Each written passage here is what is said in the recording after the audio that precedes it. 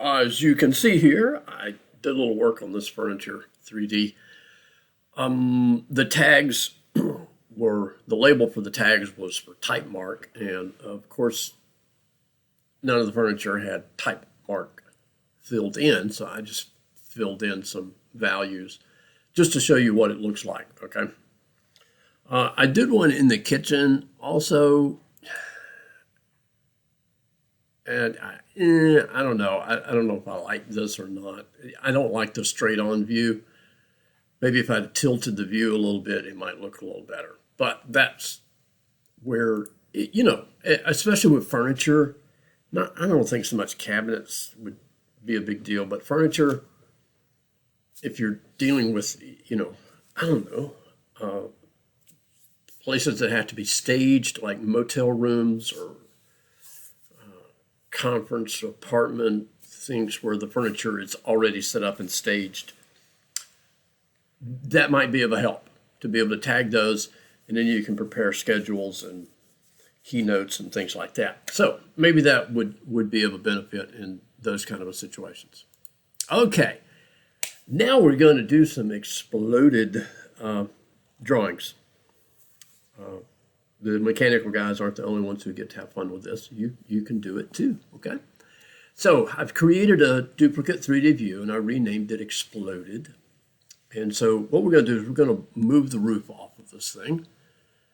And what I'm doing in this view only happens in this view. It does not affect the rest of the project. So I select the roof, and it was still in the middle of that. So let me go back one, couple more.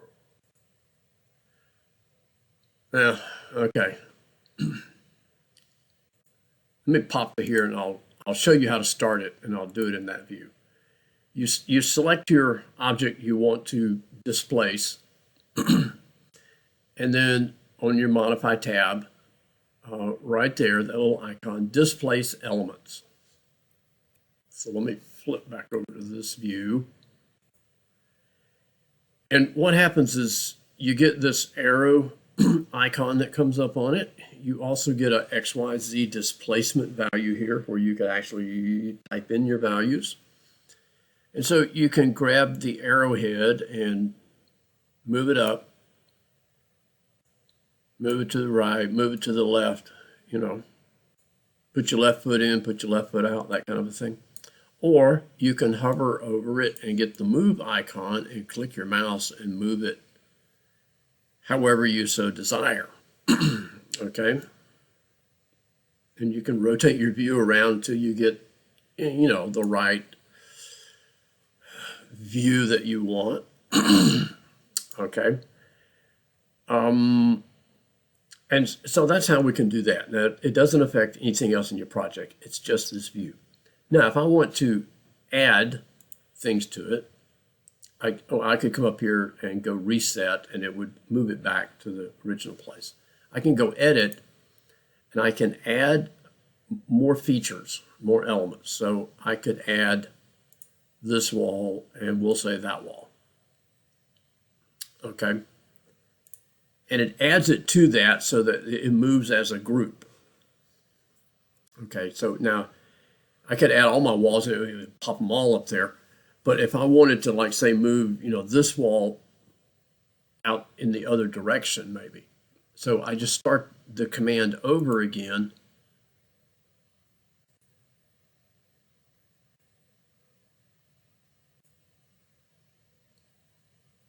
And I can drag it out.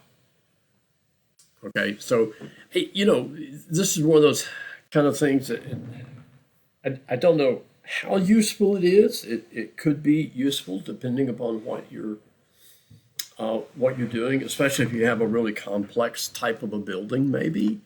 I don't know, it's kind of one of those kind of things, Well, what we can do also is create paths. Okay, and if you've taken mechanical drafting classes, when we do an exploded ISO, you have a path. Well, this works off of the corners, okay, of the building, so that you can establish the paths of where the things go. Okay. All right. You can always reset those. There's another, where's it at down here? Highlight displacement sets.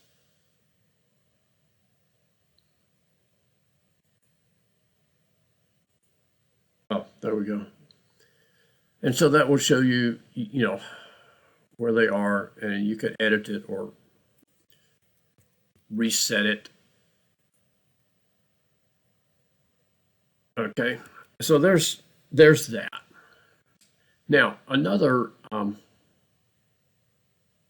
thing let's do is called decals.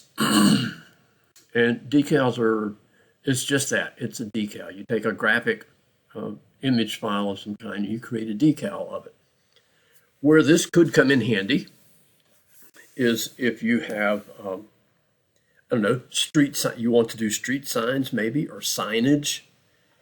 And instead of, you know, creating families and trying to create the text and the image and all that kind of stuff, you can take a graphic that you've gotten from, I don't know, from the internets, or maybe the owner has a company logo that they want to, you know, create a sign or put it on their building. Or you could even create artwork families. Say you want a painting of the Mona Lisa in your building when you render it. So you take an image from the internet of Mona Lisa, make a decal out of it, and then put it inside a picture frame family, or create a family, you know, that has a picture frame of some type. Use a sweep, you know, to create that picture frame, and you've got yourself a piece of artwork that you can put in there. So let's go to a south elevation. We'll just do it on here. And we're going to create a decal. And let me see. It's on the Insert tab. And it's right here, decal. And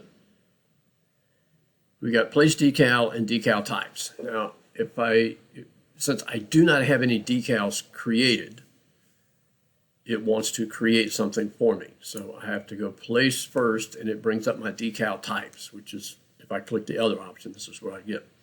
And so there's nothing there, so I'll go create a new one, and I'm just going to call this one CTC, because that's the image I'm going to use.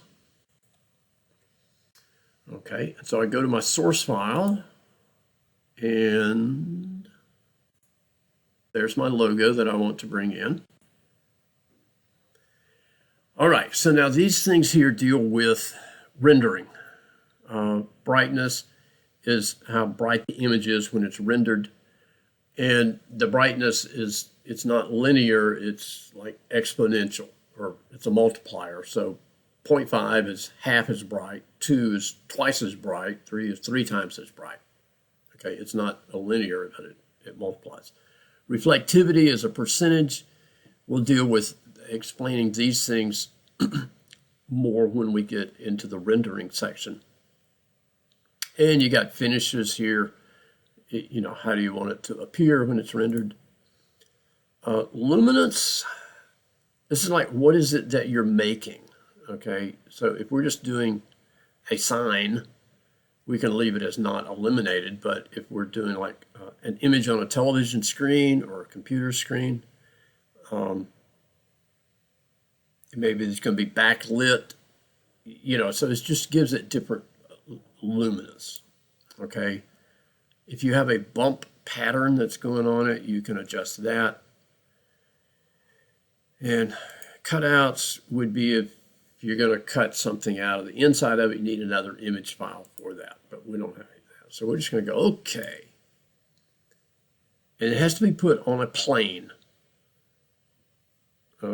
Maybe I need to be in a 3D view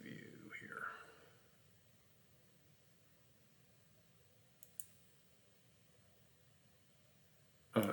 There it is, okay. You can see the outline of it. I don't know, was it here too? Yeah, okay, so there, it may have worked here too, I don't know. But to see them, you got to go to realistic or ray trace. And so there we go. So let's go back over to our 3D.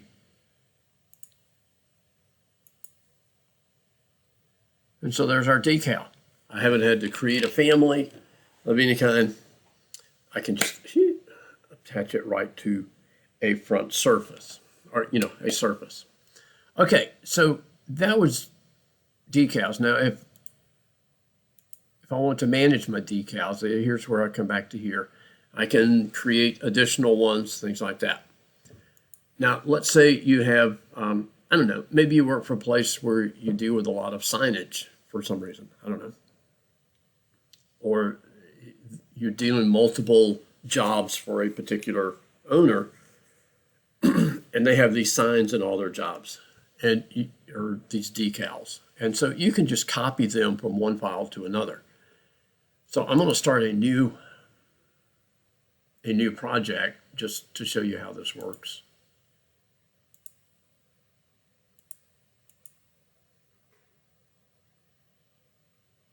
Okay, and on my Manage tab, where's it at here? Transfer Project Standards.